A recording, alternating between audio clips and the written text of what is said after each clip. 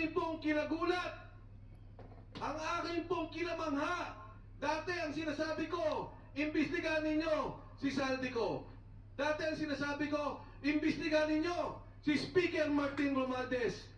Ngayon ko lang narinig yung sinabi ni Saldico na ang pera, dinadala nila ang mali-malitang pera kay President Bongbong BBM Marcos. Ang sabi ni Pangulong Marcos, maya naman kayo. Ang sabi niya, ikulong ang nagnakaw. Ang hamon ko sa kanya, President BBM Marcos, ikaw ang mastermind. Ikaw ang dapat mahiya. Ikaw ang dapat ikulong ng sambayanang Pilipino.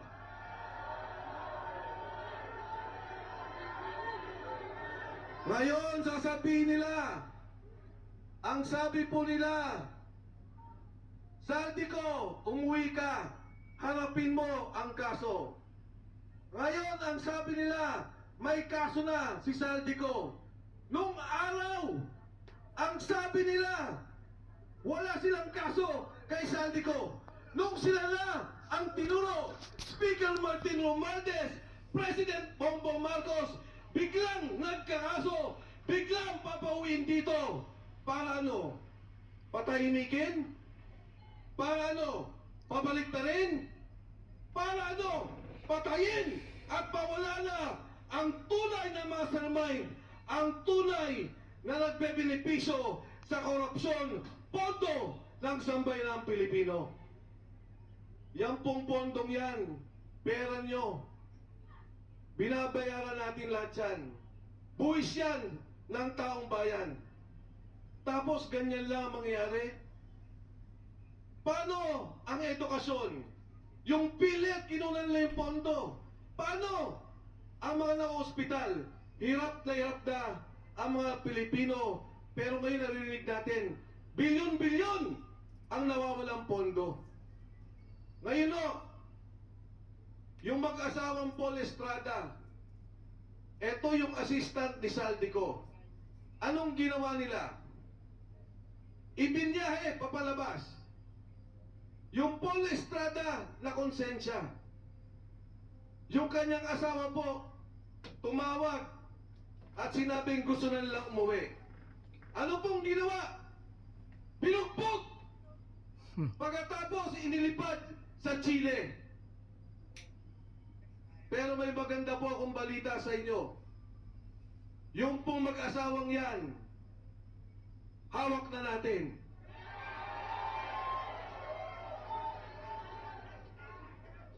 Si Paul Estrada po, kailangan natin protektuhan. Dahil siya mismo, sabi ni Saldico, ang nagdi-deliver kay Martin Romualdez at President Bongbong Marcos. Mga kasama, yung ating pong pagkakaisa ngayong hapon, nung una, ayaw kong manawagan na mag-resign si Bongbong Marcos. Ayaw ko pong manawagan doon sa sinasabi nila na magnanakaw at dapat ikulong si Bongbong Marcos. Pero dito sa akin nakikita, yung pagsalita ni Saldico, wala na pong kaduda-duda. Si Saldico, chairman ng Appropriations Committee ng Kongreso. Bata nila, tao nila 3 taon. Hindi ka magiging chairman ng Appropriations Committee kung hindi ka pinili ng Pangulo. Si Speaker Martin Romualdez, pinili ng Pangulo.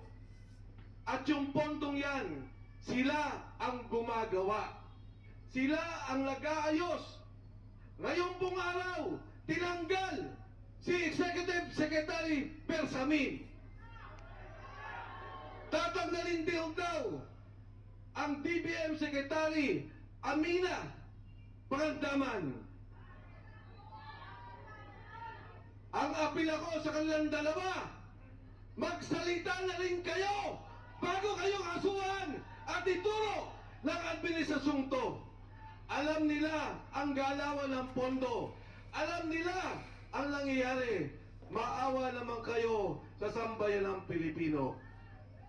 sa kasaysayan po natin, ngayon lamang nangyari ang ganitong korupsyon. Ngayon lamang ang nangyari ang ganitong nakawan.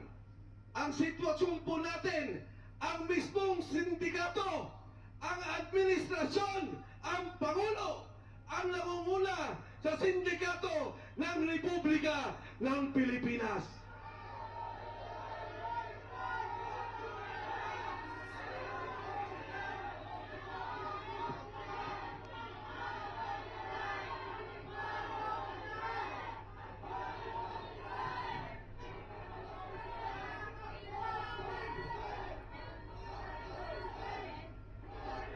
Mga kasama, ito hong 3 araw natin, kailangan may mangyari.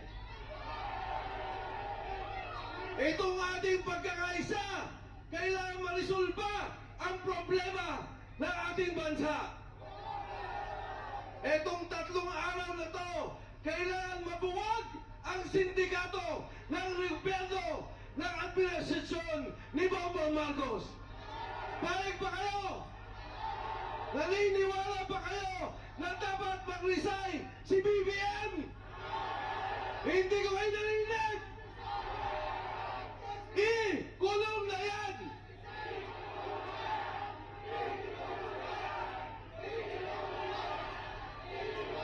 Marcos resign!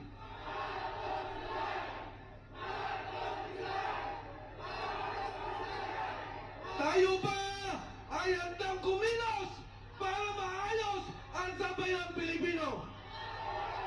Handa ba kayo tumindig sa prinsipyo na linisin ang korupsyon ng bansang Pilipinas? Sa gitna po ng ating pagkakaisa, tandaan po ninyo, kasaysayan po ito, na sa pagkakataong to, tumayo ang Pilipino, tumayo ang sambayanan para itigil ang korupsyon, itigil ang bulok na sistema at ayusin ang kinabukasan ng kabataang Pilipino. Maraming salamat po. Magandang gabi sa inyo lahat.